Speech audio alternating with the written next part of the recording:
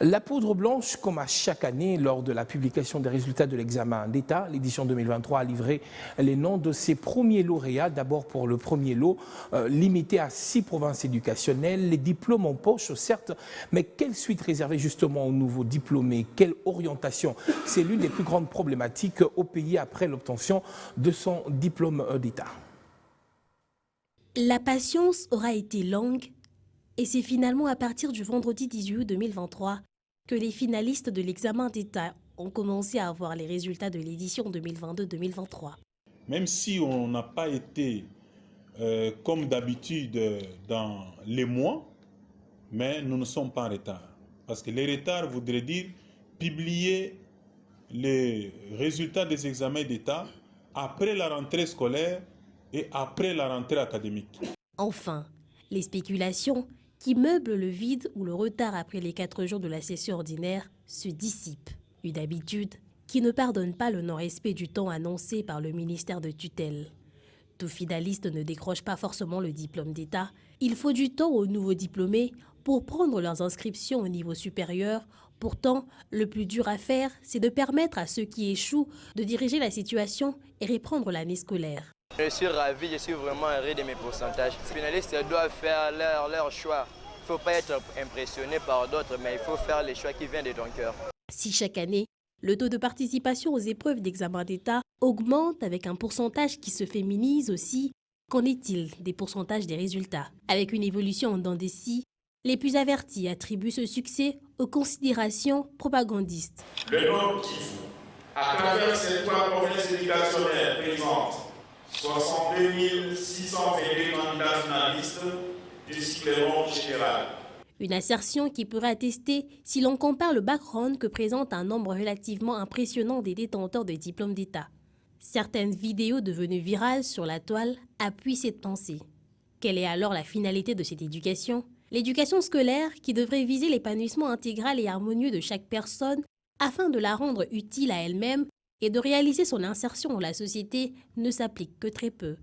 Les diplômes en question font l'objet de contestations à l'interne. L'opinion s'interrogerait bien sur la fiabilité de la qualité de lauréat par exemple, le rat des promoteurs d'écoles et leur capacité d'assurer le suivi auprès des inspecteurs ne sont plus un secret. J'exprime toute ma gratitude à son Excellence, Monsieur le Président de la République et chef de l'État, Félix Antoine Tshisekedi Tshilombo, qui m'a confié ce ministère stratégique et m'a chargé de traduire en acte la grande vision qu'il a pour le Congo à travers la formation de nos enfants.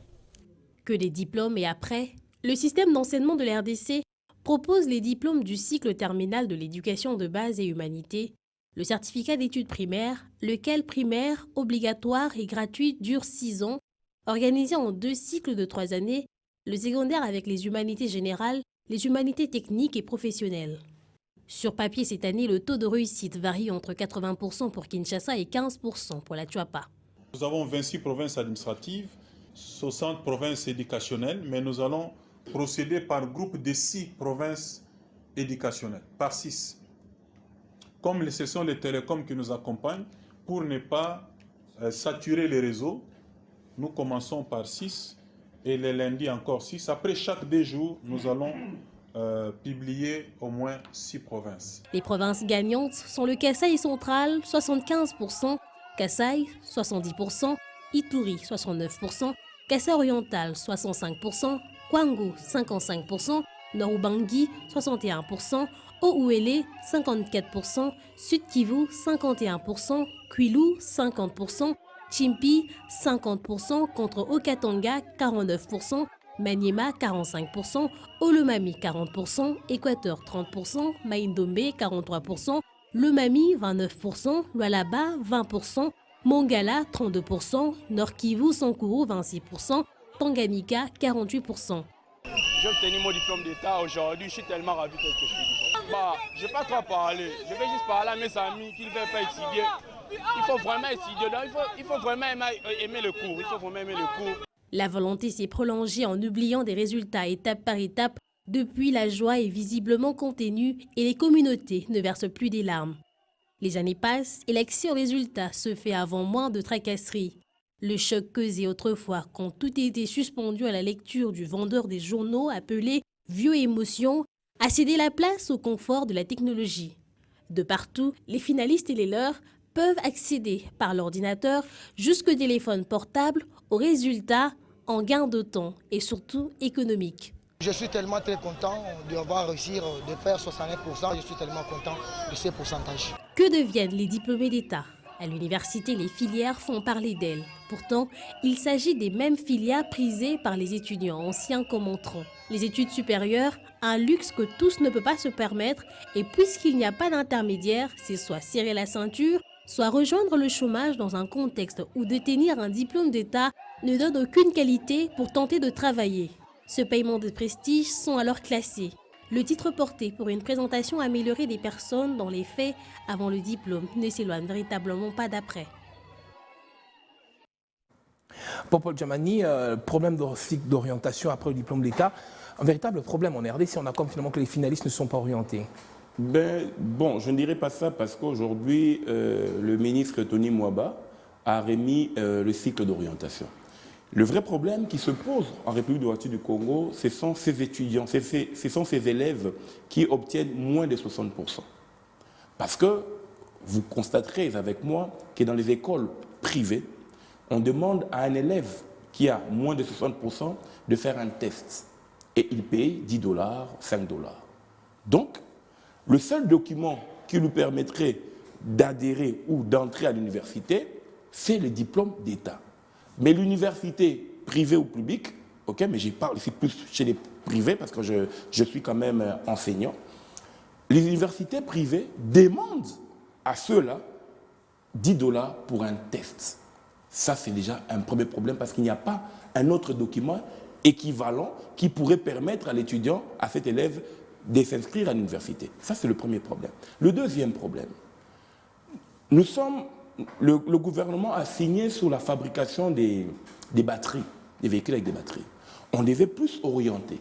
Chaque année, le gouvernement congolais délivre 100 000 diplômes, que ce soit au niveau de l'université, examen d'État ou graduat. Donc, vous avez 100 000 diplômes. Vous avez 100 000 personnes qui sont appelées au chômage. Parce que nous n'avons pas une politique interne, une politique du premier emploi. Il y a des étudiants, ces élèves qui arrivent à l'université, qui font des travaux de fin de cycle, qui font des mémoires. Qu'est-ce que les travaux de fin de cycle et des mémoires? À quoi ils servent? À quoi ils servent? Parce que ça reste dans les tiroirs. Des bibliothèques, finalement, oui. Au niveau de ces entreprises, des bibliothèques au niveau de l'université. Certains s'en servent, par exemple, dans des entreprises. Et aujourd'hui, non. Parce que cette personne qui réalise un travail de fin de cycle, cette personne qui réalise un mémoire, a besoin d'un accompagnement au niveau de l'entreprise. Parce qu'elle prend une problématique, elle résout le problème qu'elle trouve au niveau de l'entreprise et elle donne des solutions.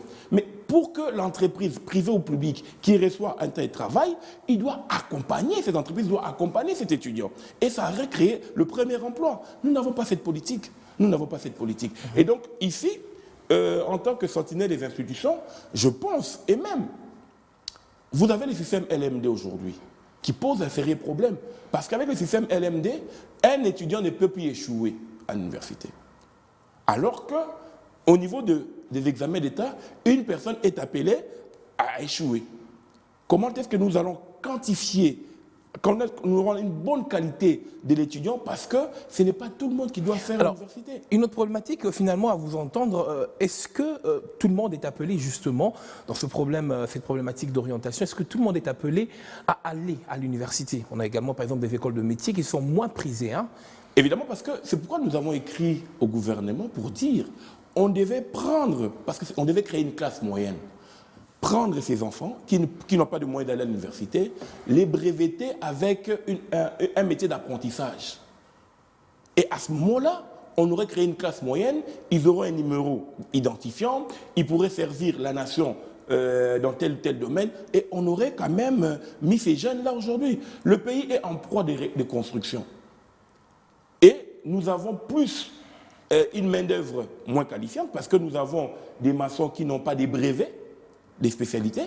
Ils sont plus là dans l'expérience, alors qu'aujourd'hui, il y a une nouvelle technologie en matière de construction, que ce soit au niveau des routes, que ce soit au niveau des bâtisses.